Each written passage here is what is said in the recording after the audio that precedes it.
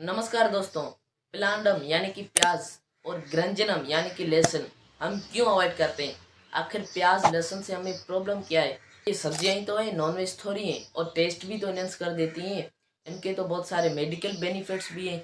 ये antibiotic, anti fungal और anti allergic होती है। इनसे तो बहुत सारी दवाइयाँ भी बनती है। और प्याज लहसुन खाने से ब्लड प्रेशर भी कंट्रोल में रहता है और जॉइंट पेन भी ठीक हो जाता है। तो हम क्यों ना खाएं? तो चलिए आज की इस वीडियो में समझते हैं कि प्याज लहसुन अवॉइड करने के साइंटिफिक, लॉजिकल, आयुर्वेदिक और सबसे इम्पोर्टेंट स्पिरिचुअल रीजंस। और लास्ट में मैं आपको ये भी बताऊंगा कि प्याज लहसुन के बिना भी एक डिलीशियस फूड बन सकता है। तो लास्ट तक वीडियो ज़रूर देखना। प्याज लहसुन वेज होने के बाद भी हम क्यों ना खाएं? तो सबसे पहले मैं आपको बता दूं कि कृष्ण भक्त जो हैं, कृष्ण डिवोटिस जो हैं, वो ना तो वेजिटेरियन बनना चाहते हैं और ना ही नॉन वेजिटेरियन। तो अब आप बोलेंगे तो क्या बनना चाहते हैं? तो हम बनना चाहते हैं कृष्णटेरियन, यानी कि जो लॉर्ड कृष्णा को अर्पण किया जा सकता है। कृष्ण भक्त, कृष्ण डिवोटिस वही खाते हैं। और कृष्ण को क्या अर्पण किया जा सकता है, शास्त्रों में ये पूरी लिस्ट दी गई है। तो इसीलिए प्याज लहसुन मसूर की दाल ऐसी कुछ चीज़ें हैं जो भगवान श्री कृष्ण को अर्पण नहीं की जा सकती। इसीलिए कृष्ण डिवोटीज भी उनका सेवन नहीं करते। और खुद भगवान श्री कृष्ण भी भगवत गीता के 17.9 श्लोक में कहते हैं कि जो स्पाइसी फूड है, यानी जो इरिटेट करने वाला खाना है, वो हमारे दुख और रोग का कारण बनता है। Very simple. और इस बात से कोई भी डिनाई नहीं कर सकता कि प्याज लहसुन खाने से मुंह से कितनी बदबू आती है, और यहाँ तक कि आपको कटिंग करते वक्त ही रुला देता है।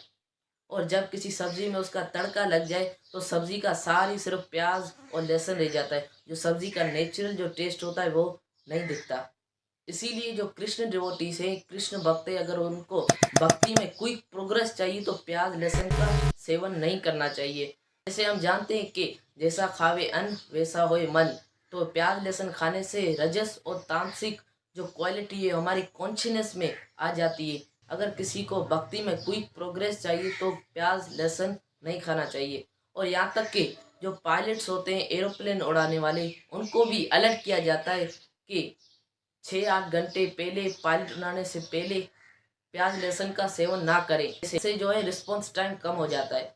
और आयुर्वेद में भी कहा गया है कि प्याज लहसुन सिर्फ इमरजेंसी में खाना चाहिए। जैसे अगर आपको फीवर होता है तो आप पैरासीटामोल लेते हैं, अगर खांसी आती है तो कफ सिरप लेते हैं। अब रोज रोज तो नहीं लेते क्योंकि ज़रूरत नहीं रहती। इसी तरह से प्याज लहसुन सिर्फ इमरजेंसी में आप इस्तेमाल कर सकते हैं।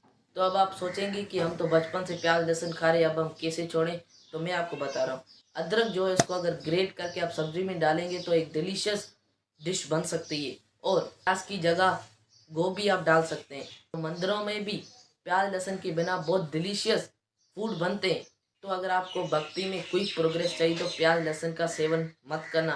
आप खुद अनुभव करोगे अपनी बॉडी से, अपने माइंड से, और भी बहुत से अनुभव आपको प्रतिदिन आपको मिलते रहेंगे। तो कोशिश ज़रूर करना। और जाते जाते सब्सक्राइब करना, लाइक करना, शेयर करना। हरि बोल। जय श्री कृष्ण।